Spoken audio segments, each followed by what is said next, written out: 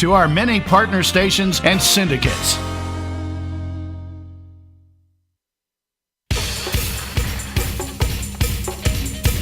The time is upon us. We've heard his bellows from afar. Can you hear him? He's approaching. And what say you? Is that you? Hello there! The fog separates and he appears from the shadows. He transforms before our very eyes and walks upon the earth. He is the Crow. Hey everybody, how you guys all doing? It's kind of a cool song. I always dug it. Hell, I wrote it. Hey, thank you all for tuning into another episode of Eat Crow. Once again, it's not a suggestion, it's a commandment, actually. It's the 11th commandment, thou shalt eat crow. So get in line. How's everybody doing out there? Cool. So we are broadcasting here live from somewhat sunny California, Southern California, earthquake land, and there's been a lot of scares and craziness. Tons of talk about, somehow it's still the talk about the big one is coming. The big one, and once again, you're on Eat Crow, so that all kind of makes sense. Yeah, lots of craziness. In fact, there had been one rumor recently about something as large as a 12.9. Yes, a almost 13-point earthquake, which would basically turn Los Angeles into Barstow. And for those of you that don't know what Barstow is, that's basically, it's like a sandbox with trailers, or a trailer park or something. But yeah, so we have a very fun, cool, interesting show. We should shortly be getting a call in from she's already there? Stephanie, are you there? I am here, Brian. Can you hear me? I can hear you, which is a good thing because sign language for radio is so boring. Absolutely. I'm even got you on video. I don't know if you guys can see me. Yes, actually we can. You're over there on the Skype screen. So thank you so much for taking your time out. You're in Missouri, correct? Correct. So the time out there is bloody late. It's past my bedtime, but I'm good. Got a cup of coffee. So very cool. So let's talk about. So you have been involved in a project called the Sandbox Wars. Let's talk about what exactly is that. Not exactly the funnest topic in terms of its content, but I think it's important. So tell us about what that is. Well, it all started several years ago when my mom, my 91-year-old mother, got ready to die. And she had most of the documents ready for her passing. But my siblings didn't like the way things were going, so they took us to court, and we spent 2.5 years in litigation. And I said, this has got to stop. Yeah. Andy and Ashley, my brother and sister, take notes. 70% of us don't have all our documents done, Brian, and it ends up in a mess. You know. So what kind of mess does that actually create? Well, a financial mess, an emotional mess. You know, I'll probably never speak with my siblings again. Oh no! It was just horrible. You know, there was lots of loss of trust, loss of just everything. I mean, they didn't do anything that was it seemed friendly or consoling or to help anybody resolve the end of my mother's life. They just wanted more money and more things and more stuff, and they wouldn't stop. That's got to be more than a little bit unpleasant to have to deal with. And so the outgrowth of that has turned into I completely now understand the idea of the Sandbox Wars, because it was the three of you, battling it out in the sandbox. Well, there were four of us, and it was me against them, absolutely. And my redheaded cousin came up to me one afternoon, and she said, "You kids are fighting just like you were in the sandbox." And I'm going, there's the title of a book for you. So that's how it kind of started. But then I wrote other stories in the book. So, no, they're not all bad, sad stories, because it's not always a bad thing. I think I sent you a couple. I don't know if you had a chance to scan through them. I perused them briefly, but tell me more. Well, sometimes you can actually create a really nice situation when you get ready to die. If you have all your documents done and you've said goodbye and done your reconciliation, you can Mm-hmm. actually have a really nice event with family and reconciliation and photographs. And there's no fighting because all the decisions are made. Right. And then if you have to make decisions at the very last, as I say, when the hospice nurse is walking in the door, that's not the time to be making these really heavy duty decisions like who gets what and who's going to Sure. be making the decisions and things like that. It should be done well before that.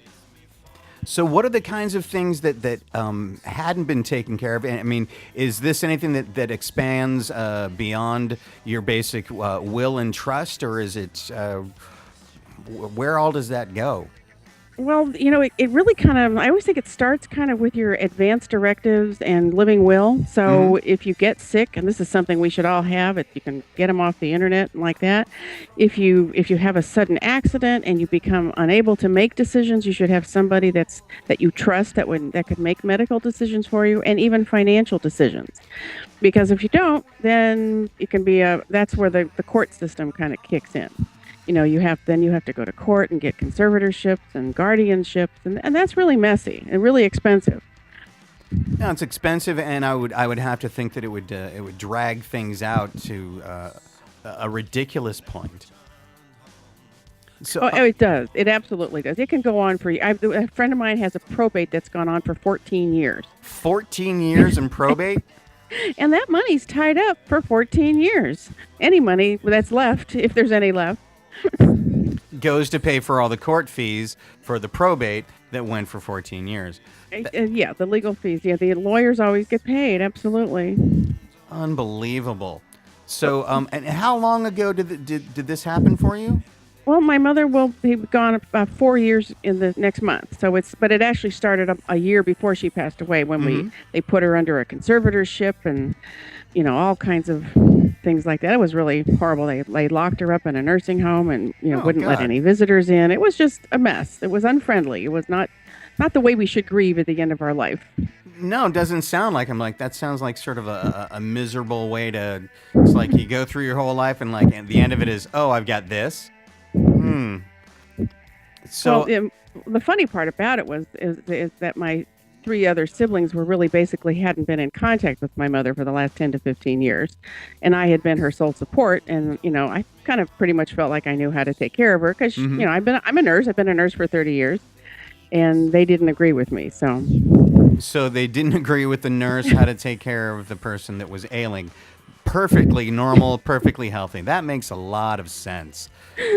It was that when looking back, and I do have to say that all the professionals that I worked with, the attorneys and the guardians and the conservators and the doctors, they all thought I made good decisions. There wasn't really anything that they were can question my judgment at all. Hmm.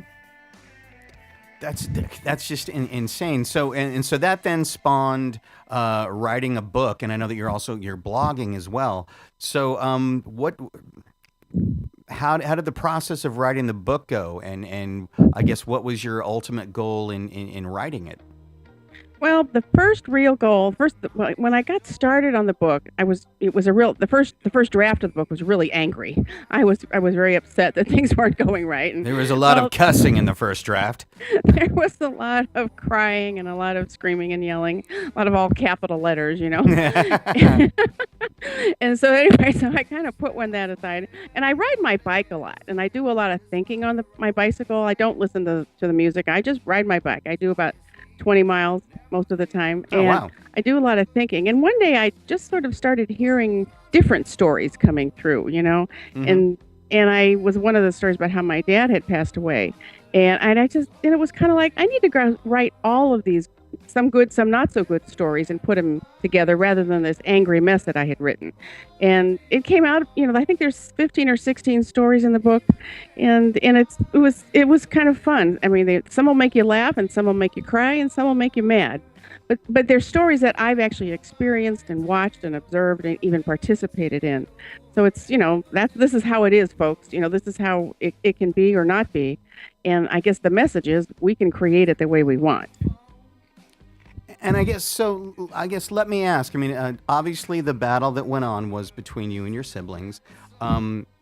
So for you, do you feel like there was things that I guess your mom had, possibly should have done differently, or better had things set up, or what would have That's been a a way really to avoid good it? question because they had all of their documents done, except my mother had, well, she had a head injury and we get a Oh, little funny and when we get older and a little forgetful and we don't like to make decisions.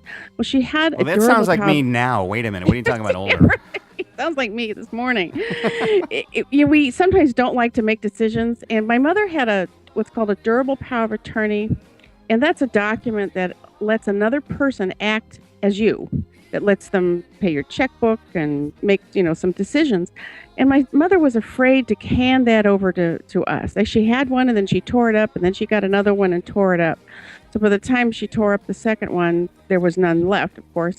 And that one document allowed, the other kids to come in and just say, whoops, somebody's got to be there to make decisions. And that's where the court allows you to put somebody under conservatorship. So the Mm-hmm. bottom line is one signature would have prevented this entire mess. Oh Well, no. one signature. And so folks out there, let me tell you, it's really like 80 or 90% of us are going to need somebody to make decisions for us before we die. Even if it's a month or a week, or sometimes it's a couple of years if you have Alzheimer's or dementias. But there's going to be somebody that needs to make those decisions. So find that person that you trust with your checkbook, with your life, and get that document signed. And, It's and that simple. so it's not complicated, but it's just people not doing it. Why do you think people don't do that?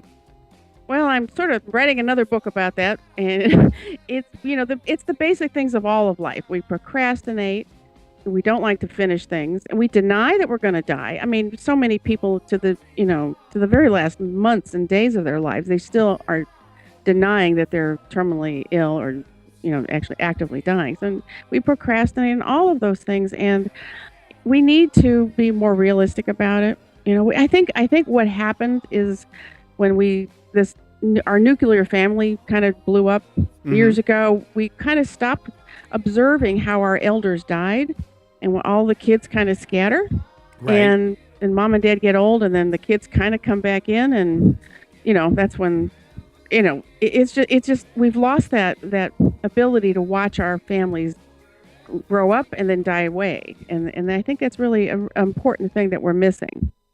No, I would agree, but I mean, let's face it, it's a little bit of unpleasant.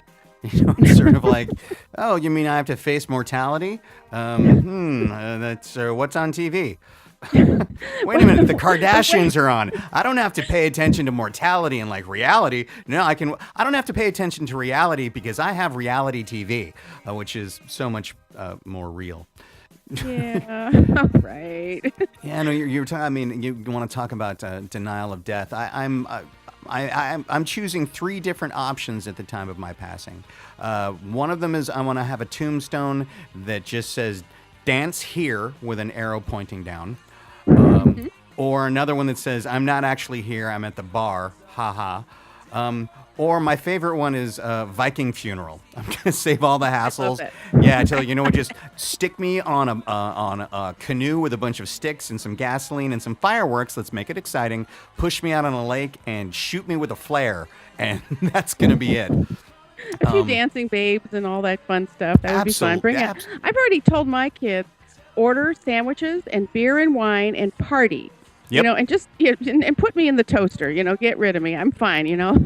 I want to have the first funeral that has a brass pole on it. That's that's where I'm looking to end up. So, how long did the book writing process take for you? Probably about a year. I've never really written a book. Nurses don't write books. We write silly nurses notes. Patient took their medicine. Patient's bleeding. We don't write full sentences. Mhm. Since nursing school, I really hadn't really written much other than a few emails to people. But it was really kind of a hard process for me to sit down and write. But I actually started enjoying it a little bit more. So Mhm. it took me about a year to kick myself into gear. Right. Did you find it to be cathartic?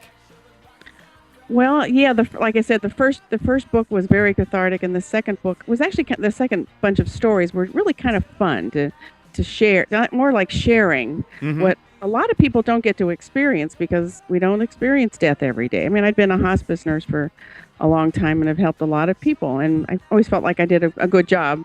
A lot of patients said that it was a great experience having going through that with the support of a hospice nurse. So I mean, what's number? So what brought you to being a hospice nurse? Well, I don't do it right now. I've done it because it's so exhausting to do all the time because you have to take late night call and stuff. But I don't know, it's just, I don't know, you get to be a real nurse. You get to, sit and talk with people and Mm-hmm. counsel them and counsel families. And it is real nursing, but it's more very old fashioned kind of nursing. And I really like it. You get to make a difference. Right. I mean, absolutely. I mean, but it's gotta, I would think, be sort of a tough job because I mean, essentially, you're constantly caring for people that are ailing and they're basically at the end of their life, and you get to hang out with them. I get to. There's a story in my book that's a true story, and it's about a lovely, lovely family that had all of their documents done. So I didn't, that kind of like crossed about 10 things off of my to-do list. And the guy was really dying and he was really sick. And it was fun to get to be part of this family. I mean, they hugged me like a daughter. Mm-hmm. And when I came into the room one day, they were having music and dancing and throwing sandwiches and beer across the room while their dad was. I mean, I'm serious. It was. I mean, I laugh and then I cry when I think about this story, and it's like that's the way I want to go. Having somebody having a party and telling stories about me. I think what a good idea.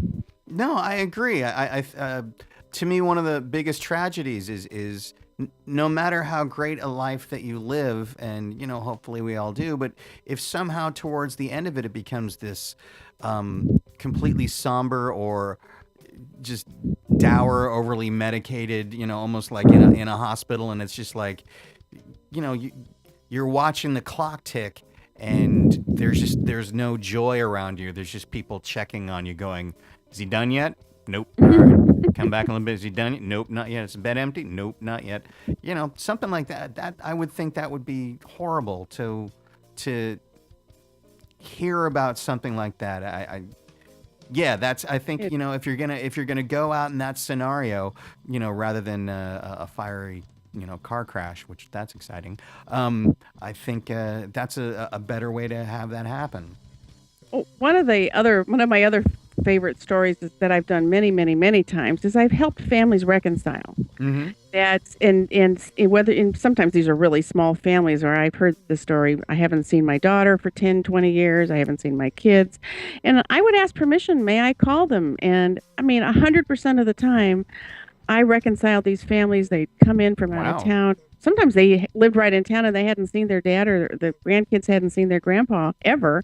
And they'd have a party for the last few days of their life. And it was that, boy, did I cry watching those. But it was so fun though, seeing that much love, you know, kind of brought to the present time that, Right. everybody when that happens and you can say goodbye and appropriately complete your life, it lets the next generation get a head start Mm-hmm. in how they're going to handle the crises in their life. Because if you do it the way the Sandbox Wars kids did, Right. there's like no going forward. You're kind of stuck in nowhere land. You can't reconcile. But bringing people together and apologizing and loving each other, that's really fun. It's actually an amazing thing. I recommend everybody do it. If you haven't called a family member and it's time, just do it. You know, So on the flip side of this, so you said 100% of the time when you've reached out to somebody, it's there's been a connection. So there's never been like you reached out to somebody and they were like, nope, just nope. I've never had that. The only time I tried to do that was with my own siblings, and of course, you can't counsel your own siblings. So, This um, I know. so yeah. But all the other families, they were very generous in taking my suggestions, and I was just honored and pleased that they would do that. Hmm. So what so the you finished up the book. When did the Sandbox Wars actually get done? 2000 and late 2002, Okay. and I've been doing lots of radio shows, lots of public presentations. I, work with some attorneys. I should have said somewhere in here that I'm not giving legal advice. Always see an attorney or a financial planner when making these decisions. Darn it! I was just going to ask you some questions. What? No. So basically, the book's been done and out for somewhat 10, 12 years, right? No. Just since 2002. No, 2000. I'm sorry, 2012. I'm sorry. I'm sorry. You're good at math the way I am. That's perfect. No, I was doing some other writing letters, and I guess I got my dates. I apologize. But I also did a documentary.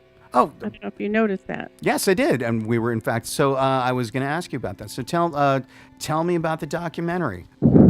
So the documentary is me interviewing a financial planner and a certified and a estate planning attorney, Melissa Riddle, and so I get to ask the questions about all the things, and they tell a lot of stories, and it's it's 2.5 hours of legal advice, that a lot of people are afraid to spend that kind of money, to go talk to an attorney, and so they get to watch the DVD and get a lot of those questions answered.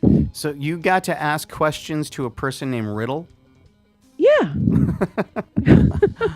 I love the coincidence. Isn't that great? She's a cute little redhead too.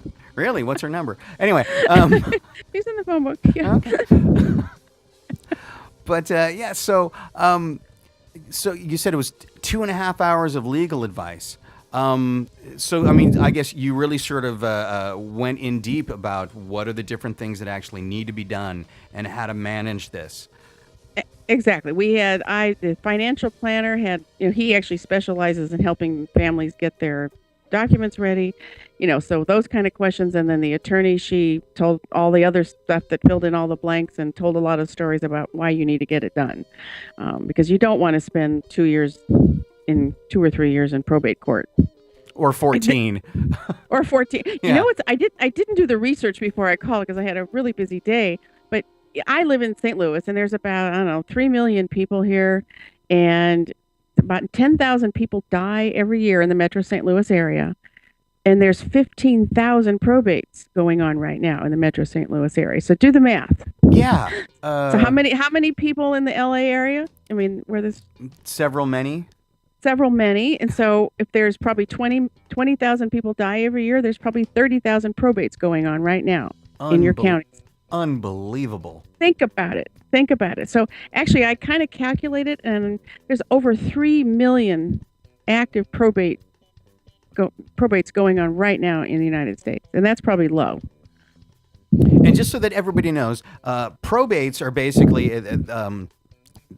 what happens to an estate once somebody passes away. Basically, everything that they have left can end up in what's called probate court, and that's where the court decides where it all goes, what goes to taxes, because of course it makes sense to tax the dead because you're not there to protest it. Yeah, in fact, what are your thoughts on that? I mean, it blows my mind. It really does, that somehow everything that you've done and you've earned and you've built up, and whatever you've got left to pass off to your remaining family, somehow the government gets to come in and go, oh, we get some of that. We get some more. Well, there's something else that a lot of people don't know about, and I don't know if it's in all states, but I certainly know it's in a bunch of states. When you go into probate, you have to hire an attorney. You can't do it yourself. Mm-hmm. And they get a set amount of money from the estate. So in Missouri, I believe if it's $100,000 estate, they make $12,000. Boom, just like that. And not counting some of the other costs that go involved in that. There's accounting fees and, inventory fees and disposal of the property fees. And, it goes on and on. But if you have a trust, in my understanding, that you actually most of the time can avoid probate. And it actually costs about 20 cents on the dollar to get a trust done versus a probate. Wow. So if a trust costs $2,000, the probate's going to be, $15,000 to $20,000. Unbelievable. I mean, And so if it is a percentage, but a trust can be a lot of. I didn't also know this. A trust is easily changed. So you get a child that's you decide you don't want to give them their money, or they need their because they can't manage a checkbook. Well, you can change it and put their money into trust, so they only get an allowance instead of a whole lump sum. Right. Or if you have small children, you don't want to when they get to be 18, they get a lump sum of money, and we all know what 18-year-olds do with lump sums of money. here's your addiction. Something like that. So there's lots of things you can create your trust to do anything you want it to do. You can disinherit somebody, you can adopt somebody, and I mean you can change it with just a few paragraphs. And from my understanding, it's not expensive to make changes to your trust. Mm-hmm. A friend of mine just makes little changes that cost just a couple $100. So really, I mean, all of these sort of pitfalls, these post-death landmines can be avoided if you pay attention in advance. Is really kind of what it comes down to. Pretty much. I mean, because a trust can often be settled in a short amount of time, months instead of years. Mm-hmm. I don't even know how they do it. Just do some accounting and auditing and everybody kind of signs off and they start writing the checks and distributing the property. It can be more complicated. I mean, there's lots of different things, with making new trusts out of the old trust. And I mean, it's really complicated, but it does preserve the family because the decisions are all made, and oftentimes it can preserve some of the funds because the probates can be so expensive and time consuming. Sure. And another thing about probate, anybody can contest it. So if I took care of you, Brian, and I thought I should have some of your money, I can come in and claim some of your money. Well, thank you for calling in. And He's laughing. Actually, based on what you're saying, if I was, sounds like you would be a great person to have taking care of you at the end of it. And I guess that's one of the things. I mean, it sounds like a lot of what you have done, not only in terms of being a hospice nurse, but then going on and writing this book and doing this documentary and doing the blogs. There's a great deal that seems to be about caregiving with you. Do you think that's fair to say? I've been a nurse for 30 years. Yeah, I've taken care of about, I don't know, 10,000 people. Yeah. Just 10,000. All right, Mother Teresa. One at a time. Right. So, I'm curious, where do you think that? I mean, because that's not an. I mean, that's an amazing thing, and it's certainly not an everyday thing, and that's not the kind of. You don't bump into a lot of people that go, "Oh yeah, so what have you done with your life?" "Oh, I took care of 10,000 people." Where do you think that comes from? Well, I came from a dysfunctional family. There was a lot of things that weren't the best, and women often become caregivers and try to fix people. Mm-hmm. So that was that. And it was a good choice. I always loved medicine. Medicine has always been an interest I love to me. medicine too, but that's different.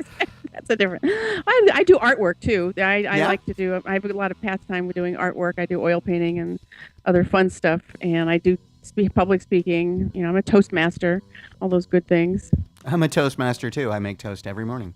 Oh, good. Yes. Yeah.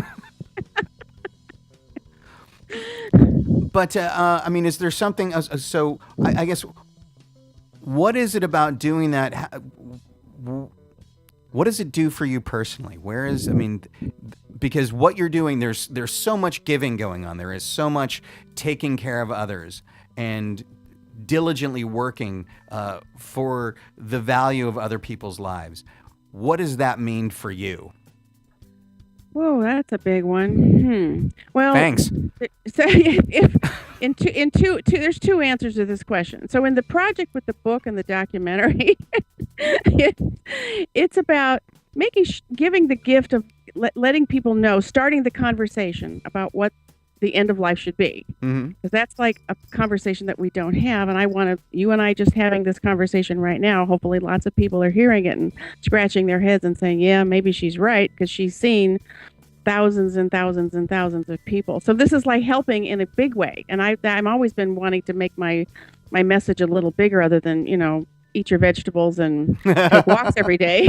That's my my nursing messages to take care of Sure. yourself, walk, exercise, take your medicine and things like that, bandage your feet or whatever. But in the bigger world, which is always a better thing for me, is to just pass the word around that there's a better way to do it with so Hmm. many millions. I mean, I've just every time I give a talk, Brian, and I couple hundred people, literally every hand in the room goes up. Everybody has a story to tell me. It's probably not a good story. So this is a common problem, but most of us don't want to deal with it. So I want to start the conversation for everybody a Hmm. little younger, that this is something really important, and get the stuff done and put it away, and then you can move on with your life. Right. You Yeah. know. It's sort of like having an earthquake preparedness kit. Just have it set up. It's in the corner. When the time comes that you need it, it's there and you're poised and you're prepped. Well, I was raised in San Francisco, and Oh, every really? day, absolutely. That's my hometown. I lived out in the avenues. I used to look at the Farallon Islands every morning if I could see them. Right? Because it's foggy there 365 days a year. Pretty much, but we'd have these tremors all the time, and I was this little tiny girl, and she'd throw me in the doorway and throw a blanket over my head, and I was pretty happy sitting in the doorway, blanket over my head. So I don't mind earthquakes, Yeah, but that stuff would be falling off the shelves. It was kind of fun. Right? What's happening? The Lord is redecorating our apartment. That's what's happening. We were always breaking little things. Yeah, my mother would be having these conniption fits, and I thought, oh, this is fun. I guess I never saw the big picture. I know that my family was involved in the 1989, big earthquake, and they had a significant amount of damage done. Yeah, no, That- I'll tell you a story about that quake, because now we're off on a tangent. I was actually working in an office building in Sherman Oaks when that earthquake hit, up in the Bay Area, and it was strong. We felt it down here. Wow. It was that big of a quake, and then it was like, pull up the news, and it was like, oh my goodness, San Francisco has collapsed. Ah. Yeah. Well, my sister had the whole wall of her house collapse. I mean, just gone. Like, it was amazing. If they'd been right there, they wouldn't have been there. Right. Yeah. Yeah, it was amazing. Yeah. So I was raised in San Francisco. I've lived all over the United States, and someday I'm going to move someplace else and retire. When do you think that'll be? Because Soon. Really, I was going to say, because I don't hear retirement in your voice. I don't. Oh no. Yeah. That kind. No, I'll never sit still. I have lots and lots of projects I want to take on when I retire. I know, like when my dad retired, he was an engineer for the phone company, and I mean, after he retired, he was so busy doing volunteer work, and I've always said I'm going to be just like that. Okay, so you come from a family of givers. My dad was that way. My mom didn't do so much, but my dad was he was just always busy. He did the women's shelter thing and taught religion classes and helped Wow. helped do some freebie engineering stuff for people, and it was just amazing what he did. I was really proud of him. Sure. I mean, and why wouldn't you be? And I think it'd be safe to say that might have had a slight influence on you, maybe. I actually think my dad is more my role model than my mom. Absolutely. It's kind of, I never thought about it, but I've thought about it recently because actually my dad had written a book. I'm going to be publishing it one of these days. Okay, so And wait a minute. Dad is a big long gone. yeah, but a big giver and wrote a book, and then you are a big giver, wrote a book, did a documentary. Gee, connect the dots. I wonder where that came from. Yeah, right. That's tremendous. Yeah. So now that the book has been done, it's published, it's out, it's available. It's on Amazon.com. You can find it through my website. It'll take you there at thesandboxwars.com. Mm-hmm. And what about how do people who want to see the documentary? How do and the documentary is also called The Sandbox Wars? No, it's called Legacy Decisions. That's right. And it's available. You have to go through the Legacy Decision website, and it's not available on Amazon. That's kind of weird how that works. So I decided to just sell it myself through my own website. So, anyway. And a lot of people have people been picking it up, seeing it. I've sold some copies and selling books, and I've every time I'm starting to go places, and people are starting to say, "I've heard you on the radio," and it's been kind of fun. It's been a kind of a new experience for me because nurses kind of just do their work and get it Right. done and go home. So this has been sort of a new experience, me getting out there and talking to just thousands and thousands of people. So yeah, it's been fun. Again, everybody listening, we are talking with Stephanie Payne, the author of The Sandbox Wars, and really advice about life kind of at the end of life, which interesting topic to have to tackle.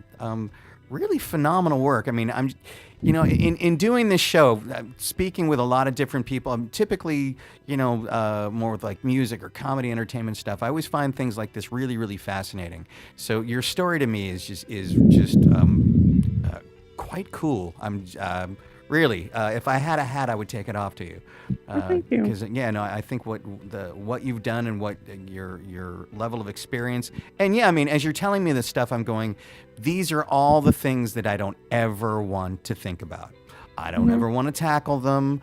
I mean, I've got kids and I love them, and I don't want to leave them with any sort of. But it's like, I don't want to have to do any of this stuff because, the act of doing it. It's almost an admission that, this is all going to come to an end. Well, I can tell you the truth, Brian. If you get your documents done, that doesn't mean you're going to die, okay?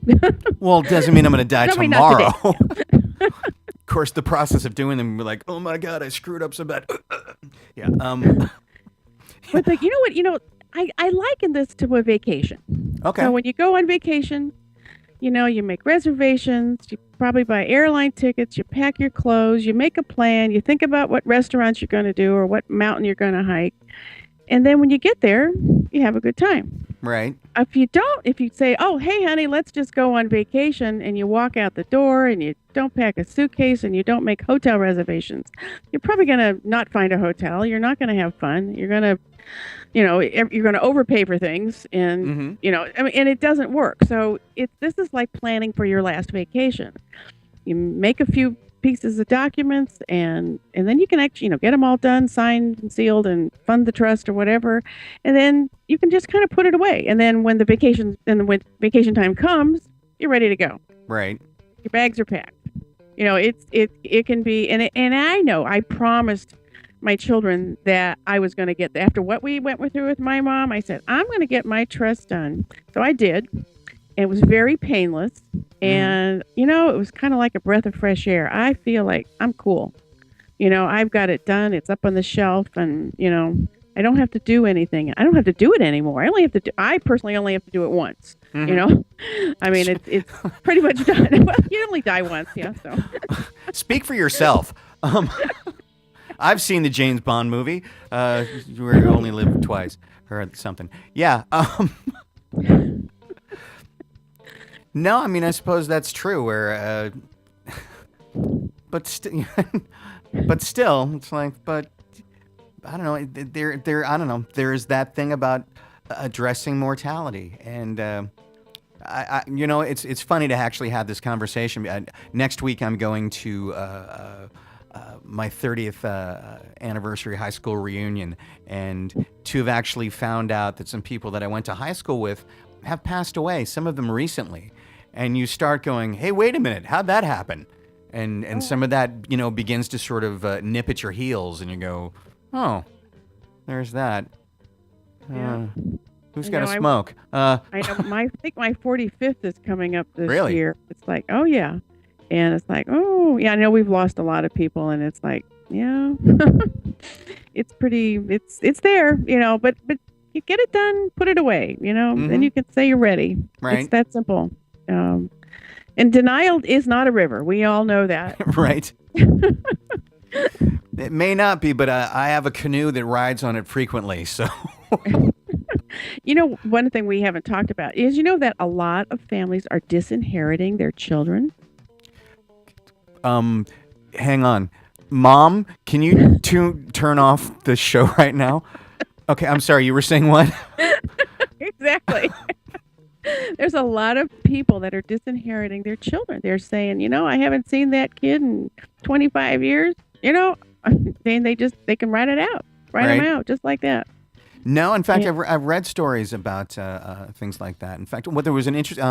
Mickey Rooney had just recently passed away, and apparently, at the time of his passing, he had all of like $18,000. And left it to a niece or something. I mean, and everybody else was like, "See ya."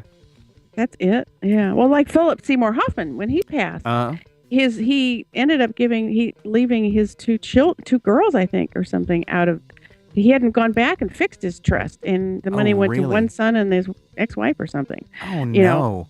Yeah, so that was kind of strange. Yes, I mean those are examples of you need to also go back and make sure that if you have a family event, Mm-hmm. birth, death, marriage, divorce, you need to go back and see your trust attorney, is from what I understand. And apparently he didn't do that because he was busy doing other things, Yes. unfortunately. He was doing several other things other than Capote. Yeah. So now there'll be people going, "No, son, don't get married because I don't want to have to go spend legal fees changing my will." Well, one of the things and one of the stories I think I talk about is that, and if you get your documents done right, as I say, your lousy ex-son-in-law can't come back in and grab some of your money. The kid that if your kid got divorced, Right. you can keep those other family members that you may not want, ex-family members, from coming in and messing things up. Believe me, that happens a lot. How did death get so bloody complicated? Because maybe we have a lot of laws and a lot of lawyers. I don't know. I mean, you got to think. Did people like sit around going, how can we milk this system and how can we mess with this? Well, they'll be dead. They can't say anything. Let's mess with that for a while. It's phenomenal to me to hear the complexities that are actually surrounding something that should actually. I mean, you want to talk about a solemn occasion, and yet somehow it is surrounded in all this other crap. I've been talking to a lot of people from other cultures. Uh-huh. I have talked to people from Pakistan and Iran and China, and they don't fight the way we do over the end of life. They have some really now England does. They have the same kind of laws we do. Mm-hmm. I have a good friend over there, but my girlfriends from other countries, they don't do this. There's a lesson to be learned there. They have parties, they have celebration, everybody pitches in, and they don't go in and stealing the television, while everybody's at the wake, I'm sorry, I'm a sick individual, and I'll admit this up front, but I have this vision of like a terrorist clan going, "Okay, you go to do suicide bombing. Wait, are your papers taken care of?" Exactly. Muhammad does not go. He's everything will be in probate. They'll take the guns and the bullets. We can't have this. You go next week. Get his attorney on the phone right now. That's perfect. I love it. Oh, They don't have to do that. right. I'm gonna burn for that one. That's good. I love that. And right now there's somebody going, "Hey, he has a point. Hold it. We don't just need a lawyer to get us out of prison. We need to take care of our people when they go boom." Welcome to the law office of boomikill.you.com. Thank you. Call us now. Oh my! I'd rather do like some of the Asian cultures where they all get together and have big families, Right. and the funeral pyre like you want, and the Yes. the funeral pyre, Brian's funeral pyre. Yeah. Wow. No, and somebody will screw up and throw my paperwork on there. And they go, "No, not that. And they'll put the will in there. Yes, and it's like, exactly. oh, it's done. What's that? That's not a book. Oh, wait a minute. That's his trust documents. Yes. Well, y'all get nothing now. Okay. Oh, we're not a little bit off the reservation now, are we? No. I knew we could make this fun, Brian. I knew it. I knew it all along. Yeah, absolutely. Death can be fun. Well, one of my stories is death is an opportunity. Mm-hmm. For what, I'm not entirely sure, but Well, that story I think was not that good, but it was an interesting story about some kid comes in and takes all his dad's stuff and then goes away and writes him a letter. Thanks, Dad. You know. How sweet. So of all of the stories and experiences, is there one in particular that you could say was maybe the most profound, something that you found, whether it's the most moving or the greatest lesson that you pulled from it? Anything in particular that sticks out? Well, that was I did write this story, and we talked about it already. It's called Fading Away, and that's the family that was so prepared. And I mean, there must have been 50 people in that room, and they were all just enjoying themselves. And I thought so many times since then, I always said to myself, I'm going to write that story someday. And that was, this happened 10, 15 years ago. And I thought, we all need to hear this story because so many of us don't. And the takeaway is, because that book was up on the shelf with all the documents in it, this family had the ability to grieve and mourn and reconcile and all those things that are so important. And it was so charming. I actually have a song written for that story in the book. I can hear it on my website. No, in fact, is that the song that you emailed me? I did. Yes. Let's do this. It's Whispers in My Ear, correct? That's correct. All right, so let's, because we are definitely heading towards the tail end of the show, let's go ahead and play that track. And so, I know that you sent me the track, but I never got a chance to find out. So, you wrote this? You played this? What? No, it's written and performed by a brother and sister. They're called Leland's Road. Okay. And they're just the greatest young couple, brother and sister, and they just write this wonderful kind of music, and they just took my project on. I was just really proud of it. That's really awesome. Well, then let's play that track. This is Whispers in My Ear, and we will be back after that with Stephanie Payne. Everybody take a look. I heard it earlier, and it's a really nice piece of music. So stay tuned and grab the Kleenex.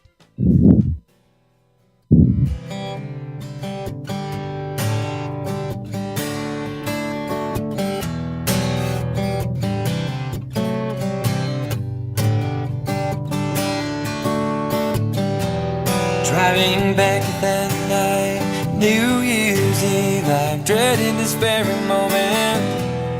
On my knees, begged him not to leave. Trying to accept this unexpected death, the things left unsaid. Trapped by my tears, keep running through my head. Don't save the good times for another time. I'll leave my sorrows at the door. In his honor, enjoy this night. Celebrate the love just like before.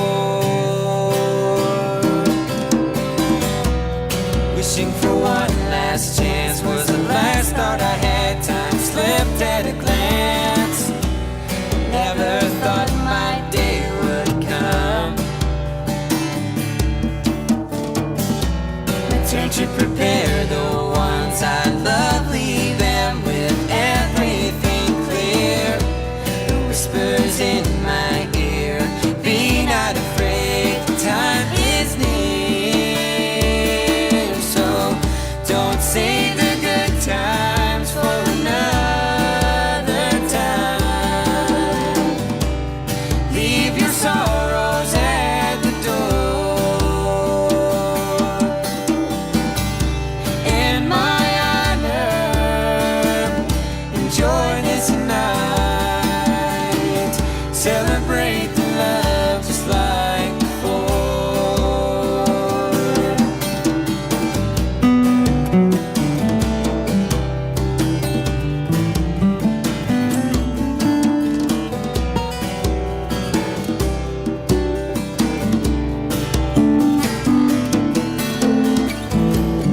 Hate to tell you, but your day is coming soon. Don't spend your last dance on the floor looking back. Regrets from your past. Fulfill this journey's road and your days left in bloom. Remember, you are not alone.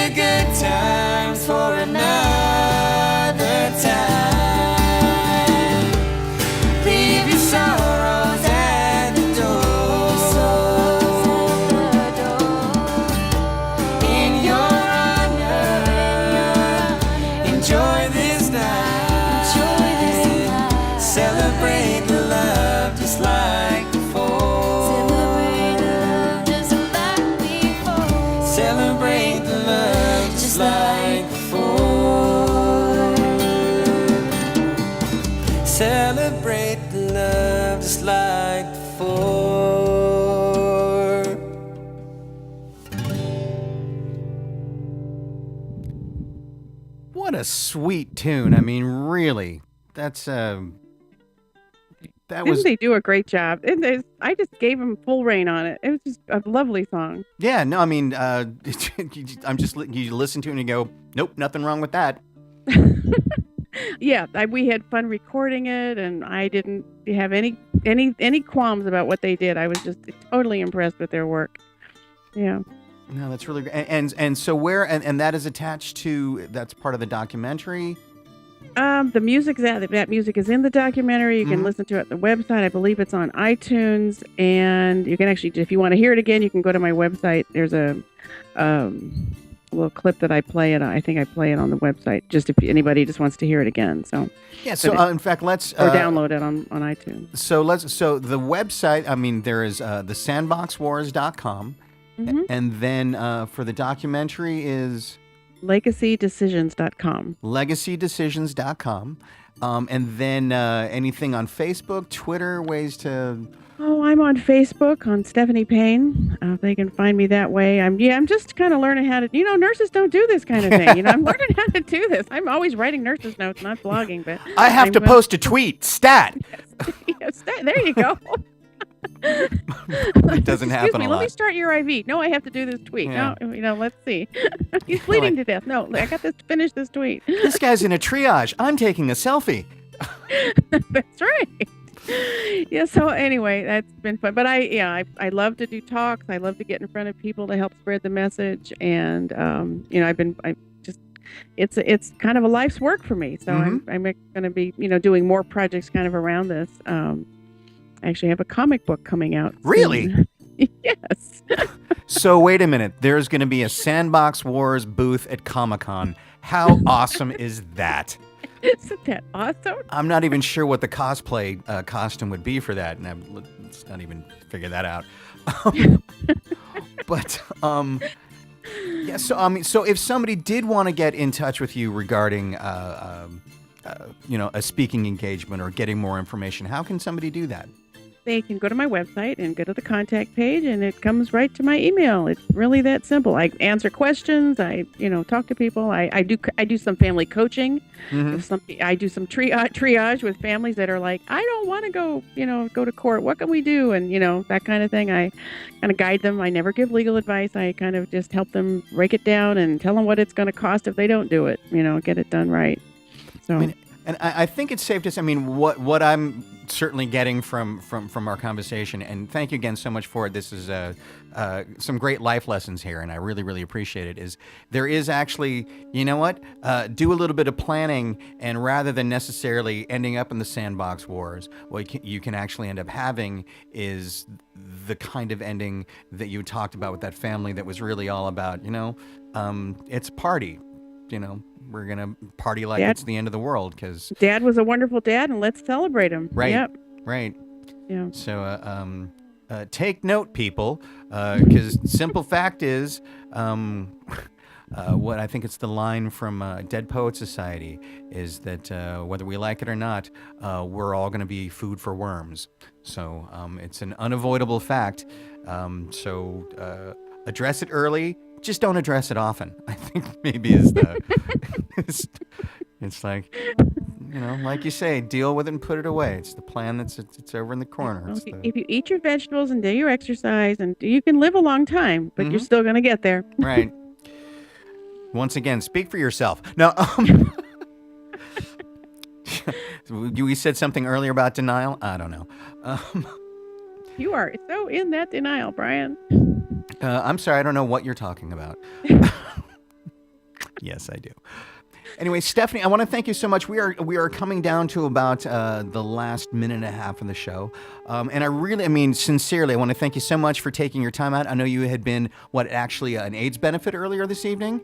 I did. I went to Eat Out for Life tonight. Is this is national? I guess it's national. Eat Out to Life. We always participate in that and go out and eat at restaurants, and the restaurants give a percentage, to the intake to the HIV foundations, Ryan White and those kind of groups, and they get a lot of money that way.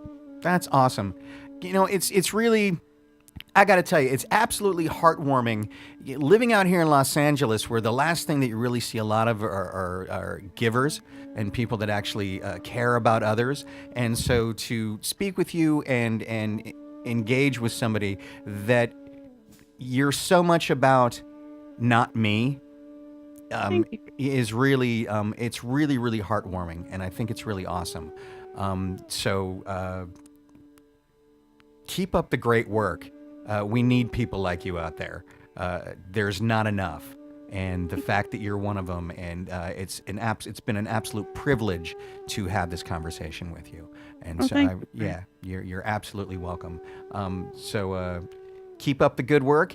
We're about to down to the last 10 seconds. Again, we have been speaking with Stephanie Payne, the author of The Sandbox Wars. You can go to thesandboxwars.com. I have been your host, Brian Crow, for the show Eat Crow. We will be back next week with more chaos. There you go. That's chaos and craziness combined, but you have a box of colors to do it with. So thank you again, Stephanie, so much, and let's keep in touch. Thank you, Brian. It's been my pleasure. I really enjoyed it. Me too. Take care. We will talk to y'all soon. The skies darken and the lights start to flutter. The clouds move in and shadows appear. A man dashes from behind a withering oak and disappears into the billows of mist.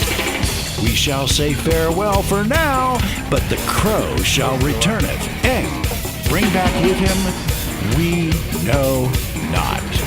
Now join me for some fine drinks at Sunset with the Wise Guys.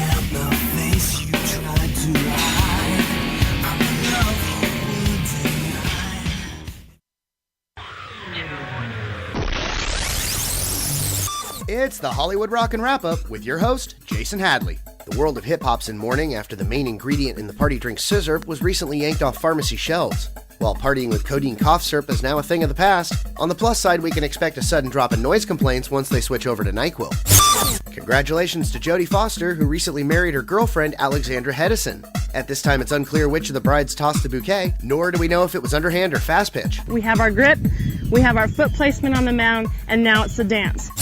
In a recent interview, Lindsay Lohan accused Hunger Games actress Jennifer Lawrence of sleeping her way to the top. However, with all the cocaine she's done, the last thing Lindsay Lohan would ever be accused of is sleeping. Despite trying to save their marriage on their reality show, an upcoming episode has Dean McDermott confessing that Tori Spelling is horrible in the sack. According to Dean, she spends the whole time complaining she can't breathe and that her eye holes weren't cut right. And that's the Hollywood Rockin' Wrap-Up. Follow us on Twitter at Rockin' Wrap-Up. H2O Restoration and Mold is your complete restoration solution when your home or business is exposed to water damage and mold infestation. H2O Water Damage and Mold are licensed, bonded, and insured, and has a certified and dedicated team that are qualified to handle your water damage and restoration needs. We offer 24/7 immediate emergency response anywhere in our service areas, with arrival to your location within 1 hour or less. We offer direct insurance billing to save you the headache of paperwork. H2O Water Damage and Mold are family owned and operated, and we offer free estimates. We pride ourselves on being a trustworthy, elite company that excels at what we do because we love what we do. Our primary mission is to provide you with outstanding service and excellent workmanship while remaining professional, courteous, and honest. For more information, visit h2owaterdamage.com or call us at 805-907-6213. H2O Restoration and Mold Damage Specialists. You can now hear this show on multiple stations around the world. Thank you to our many partner stations and syndicates. It's time to build your website. But are you feeling overwhelmed on what to do next? What's the first step? What do you do? It's simple. Just give us a call. At Excite Media Los Angeles, we specialize in professional website development. For over 14 years, we have created well over 1,000 custom online experiences. From small businesses to enterprise, we can handle projects of any size. Need a mobile app? Want your site to do something unique? Looking to revamp and revive your existing site? We've got you covered. For more information, visit our website at xmla.com or call us at 818-985-2464.